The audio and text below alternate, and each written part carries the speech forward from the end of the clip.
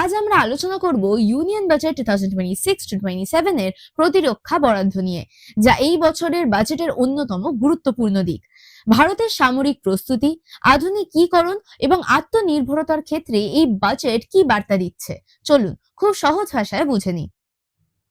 2026 থেকে 27 অর্থবর্ষে ministry of defence পেয়েছে প্রায় 7.85 লক্ষ কোটি টাকা, যা ভারতের ইতিহাসে সবচেয়ে বড় প্রতিরক্ষা বরাদ্দ। এটি মোট কেন্দ্রীয় ব্যয়ের প্রায় 14 থেকে 15%। গত এক দশকে ভারতের প্রতিরক্ষা বাজেট ধারাবাহিকভাবে বেড়েছে, যা দেশের নিরাপত্তা চ্যালেঞ্জ ও কৌশলগত প্রয়োজনের প্রতিফলন। এই বাজেটের সবচেয়ে গুরুত্বপূর্ণ দিক হলো ক্যাপিটাল এক্সপেন্ডিচার বা সরঞ্জাম কেনার খরচ। প্রায় 2.19 লক্ষ কোটি টাকা রাখা হয়েছে নতুন যুদ্ধ বিমান, যুদ্ধ জাহাজ, সাবমেরিন, ড্রোন ও আধুনিক অস্ত্র কেনার জন্য। এর মানে সরকার শুধু বেতন বা রুটিন খরচে নয়, সরাসরি সামরিক সক্ষমতা বাড়াতে জোর দিচ্ছে। বাজেটের আরেকটি বড় ফোকাস হলো আত্মনির্ভর ভারত ইন ডিফেন্স। প্রতিরক্ষা সরঞ্জাম কেনার বড় অংশ দেশীয় সংস্থা ও ভারতীয় শিল্পের জন্য সংরক্ষিত।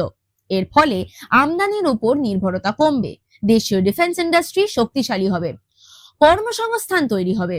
এটি দীর্ঘমেয়াদে ভারতের কৌশলগত স্বার্থের জন্য খুব গুরুত্বপূর্ণ।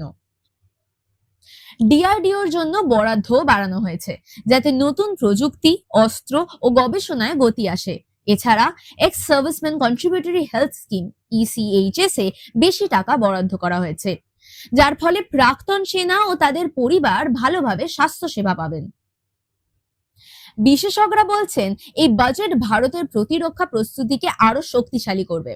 তবে তারা এটাও বলছেন, শুধু টাকা বরাদ্দ নয়, সময় মতো প্রকল্প বাস্তবায়ন ও প্রক্রিয়রমেন্টের গতি বাড়ানো জরুরি।